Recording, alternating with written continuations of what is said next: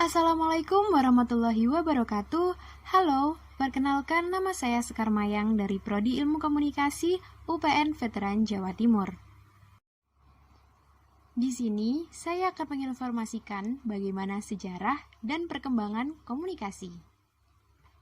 Teknologi komunikasi untuk menyampaikan informasi telah bergulir sejak zaman prasejarah, di mana awalnya komunikasi hanya menggunakan dengusan dan isyarat tangan, lalu berkembang menjadi komunikasi dengan menggunakan media seperti telepon, televisi, dan peralatan modern lainnya. Ada 3 masa tahap perkembangan komunikasi. Yang pertama yaitu masa prasejarah, di mana di masa prasejarah ini manusia purba berkomunikasi dengan menuliskan di dinding-dinding batu gua, seperti mereka menceritakan hasil berburu binatangnya dan mengungkapkan perasaan mereka melalui tulisan di dinding tersebut. Tetapi pada zaman dahulu, manusia purba berkomunikasi biasanya hanya menggunakan dengusan dan isyarat tangan saja.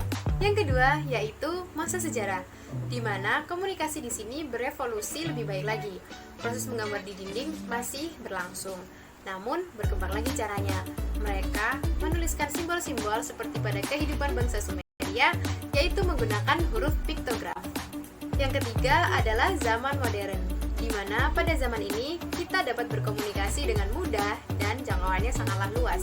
Di masa ini telah ditemukan alat-alat modern seperti koran, televisi, radio, handphone, dan lain sebagainya yang dapat memudahkan kita dalam berkomunikasi dengan orang lain.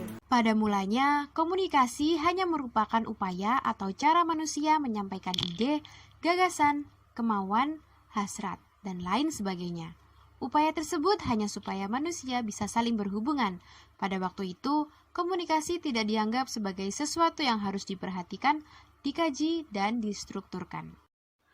Pada abad ke-5 sebelum Masehi, di Yunani berkembang suatu ilmu yang mengkaji proses pernyataan antar manusia yang diberi nama retorika, yang berarti seni berpidato dan berargumentasi yang bersifat mengunggah atau seni yang menggunakan bahasa secara lancar untuk memengaruhi dan mengajak. Retorika mendapat pembahasan khusus, bahkan beberapa pemikir itu menempatkan retorika sebagai hal penting dalam masyarakat dan pemerintahan. Pada perkembangan awal, batasan komunikasi yang dapat kita terapkan adalah percakapan atau penyampaian gagasan antar manusia secara lisan dan bertatap muka, baik berupa pidato maupun diskusi, dengan tujuan mendidik, membangkitkan kepercayaan, dan menggerakkan perasaan orang lain. Asal-usul ilmu komunikasi. Asal-usul ilmu komunikasi itu sendiri sebenarnya tampil pada zaman Yunani kuno, yang digagas oleh Aristoteles. Dalam gagasan tersebut, ia menyebutkan bahwa di dalam komunikasi itu terdapat komunikator, pesan, dan penerima. Kesimpulan dari gagasan itu ialah jika komunikator menentukan gagasan atau pesan, kemudian diarahkan pada khalayak pilihannya melalui saluran atau media yang dimilikinya, maka akan keluar hasil yang diinginkan.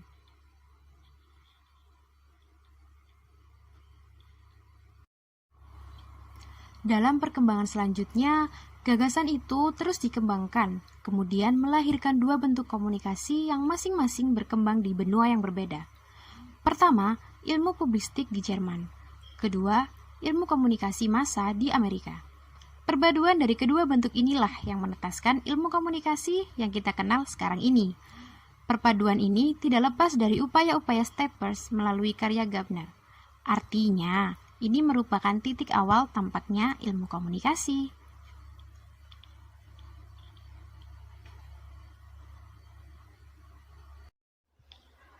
Dalam berkomunikasi, ada yang dinamakan yaitu komunikasi nonverbal, di mana kita berkomunikasi menggunakan kontak mata, bahasa tubuh, dan ekspresi wajah. Itulah beberapa informasi yang dapat saya sampaikan. Terima kasih. Wassalamualaikum warahmatullahi wabarakatuh.